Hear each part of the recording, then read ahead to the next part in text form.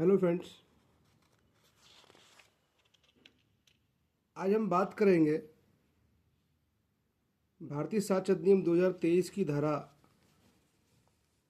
29 से लेकर 38 तक एवं पुराने भारतीय साक्ष्य अधिनियम की धारा 35 से लेकर 39। साथियों, जो हमारा सेक्शन 29 है वह बताता है कि जो पब्लिक रिकॉर्ड्स हैं, चाहे वो मैनुअली है या इलेक्ट्रॉनिक रिकॉर्ड्स हैं, जिनमें परफॉर्मेंस ऑफ ड्यूटी के दौरान अगर किसी पब्लिक सर्वेंट ने कोई एंट्रीज की हैं तो उनकी क्या वैल्यू होगी, ये सेक्शन हमारा 29 बताता है। सेक्शन 29 कहता है कि relevancy of entry in public record और an electronic record made in performance of duty. ये पुराने भारतीय साक्ष्य अधिनियम की सेक्शन 35 में दिया गया था। ऐसा रिकॉर्ड जो पब्लिक रिकॉर्ड है या कोई ऑफिशियल बुक है, यानी राजकीय पुस्तक है, या कोई ऑफिशियल रजिस्टर है या रिकॉर्ड्स है, या कोई गवर्नमेंट इलेक्ट्रॉनिक रिकॉर्ड्स है, उसमें कोई एंट्रीज की गई हैं और वो एंट्रीज ऐसी हैं जो मामला न्यायालय में चल रहा है, उस मामले में या तो वो विवादित तथ्य से संबंधित हैं या रिलेवेंट फैक्ट से संबंधित हैं। ऐसी बातों का उसमें स्टेटमेंट दिया गया है। और जो पब्लिक सर्वेंट है, लोक सेवक द्वारा अपने ड्यूटी के परफॉर्मेंस के दौरान, जब वो अपनी ड्यूटी कर रहा है, उस दौरान उसने उन बुक्स में या रिकॉर्ड्स में या इलेक्ट्रॉनिक रिकॉर्ड्स में वो एंट्रीज की हैं। पहली बात। दूसरी बात, या कोई देश जिसमें ऐसी बुक्स या रजिस्टर या इलेक्ट्रॉनिक रिकॉर्ड्स को रखा जाता है, वहाँ लॉ के द्वारा उसको आदेशित किया गया है और उस विधि के आदेश के कर्तव्य पालन में उस व्यक्ति के द्वारा उन रिकॉर्ड्स में वो एंट्रीज की गई हैं, उन एंट्रीज को यहाँ पर रिलेवेंट माना जाता है। साथियों, कई बार जब कोर्ट में मामला आता है तो हमको कोई जन्म तिथि किसी की प्रमाणित करना हो या किसी की मैरिज को प्रमाणित करना हो या किसी की कास्ट को प्रमाणित करना हो, उस कंडीशन में जो हमारा नगर पालिका या नगर निगम का जन्म का रजिस्टर होता है, तो उस रजिस्टर के माध्यम से हम उस व्यक्ति की जन्म तिथि को प्रमाणित कर सकते हैं। और सेक्शन 29 बताता है कि कर्तव्य पालन के दौरान अगर लोक सेवक ने ऐसे जन्म के रजिस्टर में अगर उसके जन्म के संबंध में एंट्रीज की है तो वो एंट्रीज उस मामले में रिलेवेंट मानी जाएंगी। तो इस सेक्शन की जो ख़ास बात है वो ये है कि वो एंट्रीज किस में होनी चाहिए। कोई पब्लिक रिकॉर्ड्स हो, ऑफिशियल कोई डॉक्यूमेंट्स हो, ऑफिशियल इलेक्ट्रॉनिक रिकॉर्ड्स हों, उनके अंदर वो एंट्रीज की गई है। दूसरी, वो एंट्रीज किसी लोक सेवक द्वारा अपने कर्तव्य के पालन में की गई है। अगर वो एंट्री उसने अपने कर्तव्य के पालन में नहीं की है तो वो एंट्रीज रिलेवेंट नहीं मानी जाएगी। दूसरी चीज, कोई देश के किसी देश के ऐसे रजिस्टर हैं, यहाँ पर किसी व्यक्ति ने विधि से उसको आदेश मिला है और उस देश के रिकॉर्ड्स में उस व्यक्ति ने अपने कर्तव्य पालन में कोई एंट्रीज की हैं, उनको भी यहाँ पर रिलेवेंट माना जाता है। अब किसी की मृत्यु प्रमाणित करनी है तो वही शासन का नियम है, मृत्यु प्रमाण पत्र दिए जाते हैं हमारे यहाँ नगर निगम या के माध्यम से या नगर पालिका के माध्यम से, वहाँ रजिस्टर मेंटेन किए जाते हैं। तो उसकी मृत्यु के संबंध में वहाँ पर जो एंट्रीज लोक सेवक के द्वारा की गई हैं वो एंट्रीज हमारे सेक्शन 29 में रिलेवेंट मानी जाएंगी। और पुराना भारतीय साक्ष्य अधिनियम जो है वही बात सेक्शन 35 में बताता है। आजकल मैरिज सर्टिफिकेट दिए जाते हैं गवर्नमेंट की तरफ से, तो वहाँ मैरिज सर्टिफिकेट अगर किसी ने बनवाया है, अपनी उस रजिस्टर में एंट्री कराई है, तो उस एंट्री से हम प्रमाणित कर सकते हैं। हम जो section 94 JJ act, juvenile justice act का पढ़ते हैं, वहाँ पर किसी की आयु को प्रमाणित करने के लिए नगर पालिका या नगर निगम के द्वारा दिया गया जन्म प्रमाण पत्र या मैट्रिकुलेशन की मार्कशीट को रिलेवेंट माना गया है।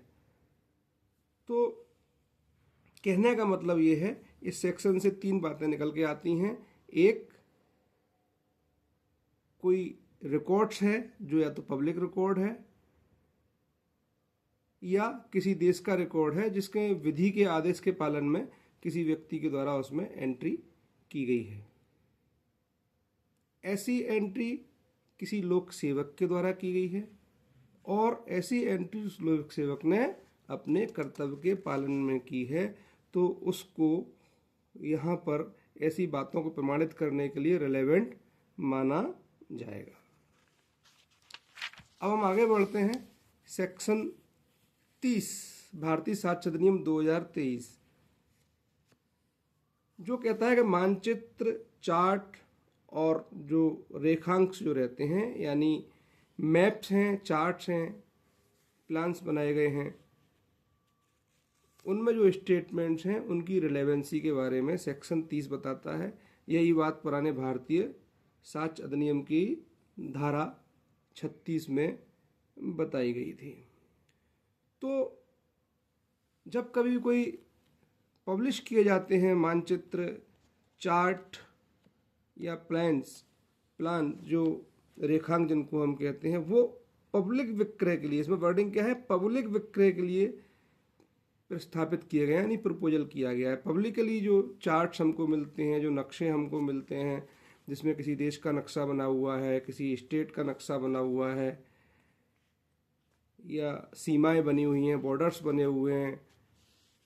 ज्योग्राफिकल नक्शे अक्सर हम देखते हैं जो बाज़ार में मिलते हैं, हम स्टडी के दौरान ख़रीदते हैं। तो वो जो सारे चार्ट्स और नक्शे जो पब्लिश किए गए हैं, जो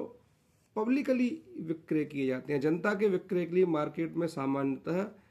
उपलब्ध रहते हैं, तो उनमें कुछ ऐसे कथन किए गए हैं जो हमारे विवादक तथ्य या सुसंगत तथ्य से संबंधित हैं। उनके स्टेटमेंट्स उन चार्ट्स में, उन नक्शों में, मानचित्रों में अगर दिए गए हैं, प्लान्स में अगर दिए गए हैं, तो उनको यहाँ पर स्वयं सुसंगत तथ्य माना गया है, रिलेवेंट माना गया है। इस सेक्शन में 2 पार्ट हैं। पहला पार्ट ऐसे नक्शों, ऐसे मैप्स और चार्ट्स के बारे में बात करता है जो पब्लिकली विक्रय किए जाते हैं, भले ही वो प्राइवेट संस्थाओं के द्वारा छापे गए हों, लेकिन वो विक्रय पब्लिक के लिए है, मार्केट में पब्लिक उनको खरीद सकती है और उनका यूज कर सकती है। तो उनमें जो स्टेटमेंट्स दिए गए हैं जो हमारे विवादक और सुसंगत तथ्यों के से संबंधित हैं, वो यहाँ रिलेवेंट है। दूसरा पार्ट ये बताता है कि राज्य सरकार या सेंट्रल गवर्नमेंट के आदेश से उसके अधीन कोई मानचित्र या रेखांक बनाए गए हैं, कोई ऐसे मैप्स या चार्ट्स या प्लान्स बनाए गए हैं जो सेंट्रल गवर्नमेंट या स्टेट गवर्नमेंट की अथॉरिटी से बनाए गए हैं, तो उनमें भी ऐसे स्टेटमेंट्स हैं जो विवादक तथ्य या सुसंगत तथ्यों के स्टेटमेंट्स अगर उसमें हैं, तो वो उनको भी रिलेवेंट सेक्शन 30 के तहत माना गया है। तो 2 चीज़ यहाँ पर निकल गई। एक तो वो नक्शे, चार्ट्स आदि जो लोक विक्रय के लिए मार्केट में उपलब्ध रहते हैं, और दूसरे जो सेंट्रल या स्टेट गवर्नमेंट के अथॉराइजेशन से बनाए गए हैं, उनको इस सेक्शन में रिलेवेंट माना गया है। अब जो सेक्शन 31 है भारतीय साक्ष्य अधिनियम 2023 का, जो पुराने भारतीय साक्ष्य अधिनियम की धारा 37 में हुआ करता था, वो कहता है कि कोई अधिनियम अधिसूचनाओं में अंतर्विष्ट लोक प्रकृति के तत्व के बारे में कथन की सुसंगति। तो जब कभी कोई पब्लिक नेचर वाली कोई बात आती है जिसके संबंध में न्यायालय को अपनी ओपिनियन बनानी है, तो सेंट्रल गवर्नमेंट या स्टेट गवर्नमेंट के प्राधिकार से अगर गजट नोटिफिकेशन में या किसी इलेक्ट्रॉनिक रिकॉर्ड्स में कोई चीज़ इस प्रकार की दी गई है, ऐसे पब्लिक नेचर के तत्व के एग्जिस्टेंस के बारे में अगर उस एक्ट में लिखा हुआ है या उस गजट नोटिफिकेशन में अगर उसका वर्णन किया गया है, तो ऐसे गजट नोटिफिकेशन और ऐसे जो एक्ट हैं वो यहाँ पर रिलेवेंट माने जाएंगे। तो यहाँ क्या बात है, जो पब्लिक नेचर के कोई फैक्ट है उसके एग्जिस्टेंस के बारे में जब कोर्ट को अपनी ओपिनियन कायम करनी हो, तो सेंट्रल या स्टेट गवर्नमेंट के जो गजट नोटिफिकेशन है उस पब्लिक नेचर की बात के बारे में, या जो एक्ट या जो अधिनियम हमारे यहाँ पारित किए जाते हैं वो यहाँ पर रिलेवेंट माने जाएंगे।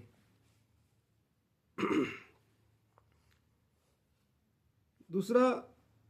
जो सेक्शन आपका 32 है वो विधि की पुस्तकों में दी गई विधि के स्टेटमेंट, जो विधि के लॉज उसमें जो दिया गया है उनकी सुसंगति के बारे में बात करता है हमारा सेक्शन 32, जिसके अंतर्गत इलेक्ट्रॉनिक या डिजिटल फॉर्मेट में जो लॉ की बुक्स जारी की गई हैं उसके बारे में ये सेक्शन बताता है। ये सेक्शन 32 पुराना भारतीय साक्ष्य अधिनियम 1872 की धारा 38 में था। वो जब कभी ऐसी परिस्थितियां आती हैं कि न्यायालय को किसी अन्य देश के लॉ के बारे में कोई ओपिनियन कायम करनी है, कोई ऐसा मामला हमारे यहाँ है जो किसी दूसरे देश की विधि के संबंध में कोई मामला चल रहा है, हो सकता है कोई ऐसा कॉन्टैक्ट हुआ हो कहीं हम विदेश में जाकर दो पक्षकारों के बीच में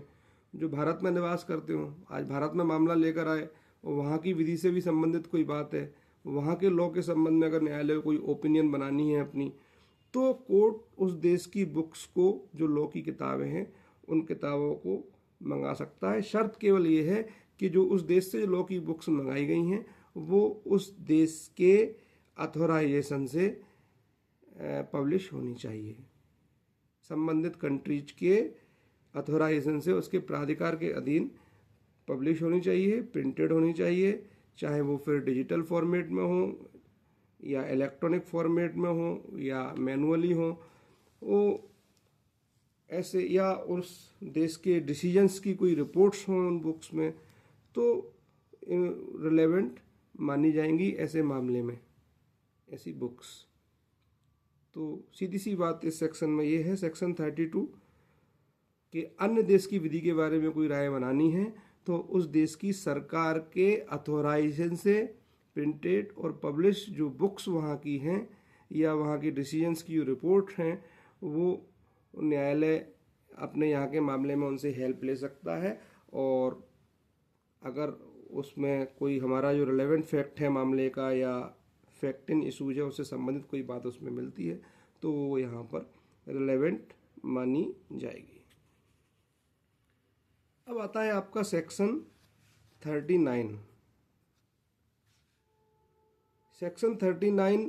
जो भारतीय साक्ष्य अधिनियम 1872 में था, अब वर्तमान भारतीय साक्ष्य अधिनियम की धारा 33 में दिया गया है, जो बताता है कि कोई स्टेटमेंट, किसी बातचीत, डॉक्यूमेंट्स, इलेक्ट्रॉनिक रिकॉर्ड, पुस्तक, पत्रों या कागज पत्रों की आवली का भाग हो तब क्या साक्ष्य दिया जाएगा। यानी कोई बहुत लंबी चौड़ी कोई बातचीत हुई है या हमारे मामले से संबंधित कोई बात है, लेकिन वो डॉक्यूमेंट्स की बहुत लंबी एक सीरीज है, उन सीरीज के अंदर वो बात दी गई है, या कोई कई सारे कागज़ हैं उनमें बहुत सारी बातें लिखी हुई हैं, कोई इलेक्ट्रॉनिक रिकॉर्ड्स है, बहुत लंबे चौड़े रिकॉर्ड्स हैं, लेकिन हमारा जो मामला है उसमें से संबंधित जो बातें हैं वो एक सीमित मात्रा में हैं, तब उसमें से कितना साक्ष्य दिया जाएगा ये सेक्शन 33 हमको बताता है। तो ये सेक्शन 33 जो हमको बताता है कि कोई इलेक्ट्रॉनिक रिकॉर्ड, बुक्स या कोई बातचीत या कोई दस्तावेज या बहुत सारे दस्तावेज की कोई सीरीज, अब उनमें से हमको कोर्ट को, न्यायालय को जब उस सारे समग्र डॉक्यूमेंट्स पर विचार करता है तो कोर्ट ये देखता है कि हमारे मामले को समझने के लिए उसमें से कितना आवश्यक है। तो उस मामले की प्रकृति, उस जो भी स्टेटमेंट जो है जो हमारे लिए ज़रूरी है उन डॉक्यूमेंट्स में, उसकी जो नेचर है और उसका जो इफ़ेक्ट है उन परिस्थितियों में जिसके अधीन वो किया गया था, पूर्णतः समझने के लिए उस मामले में जितना आवश्यक है उतना ही लिया जाएगा। यानी वो सारे डॉक्यूमेंट्स साक्ष्य में लेने की कोर्ट को ज़रूरत नहीं है, उसमें से केवल उतना एडमिसिबल होगा जितना उस मामले की परिस्थितियों को समझने के लिए, उसके प्रभाव को समझने के लिए, उसको नेचर को समझने के लिए कोर्ट जितना स्टेटमेंट आवश्यक समझता है उतना स्टेटमेंट्स उन डॉक्यूमेंट्स में से ले लेगा। सारे के सारे डॉक्यूमेंट्स को एडमिसिबल करने की आवश्यकता यहाँ पर नहीं है। तो सेक्शन 33 में आपको यही याद रखना है कि भैया मान लीजिए कोई रिकॉर्डिंग है और वो 2 घंटे की रिकॉर्डिंग है, लेकिन हमारा जो आवश्यक पार्ट है वो उसमें से केवल 2 मिनट का है, स्टेटमेंट है बस। तो उस 2 घंटे की सारी रिकॉर्डिंग को लेने की आवश्यकता नहीं है, केवल उतनी ही रिकॉर्डिंग ली जा सकती है। 1000 पेजेज में कोई बात है, अब हमारे काम के पेज केवल उसमें से 10 हैं, तो हम उसमें से केवल 10 पेज की एविडेंस कोर्ट ले सकता है। तो ये सेक्शंस ये बताता है कि भाई कोई कथन, किसी बातचीत, दस्तावेज, इलेक्ट्रॉनिक रिकॉर्ड या बुक्स या कई सारे लेटर्स की सीरीज का कोई पार्ट है, तब कितना साक्ष्य दिया जाएगा? उतना ही साक्ष्य दिया जाएगा जितना कि आवश्यक है उस मामले के लिए। बहुत बहुत धन्यवाद। जय हिंद, जय भारत।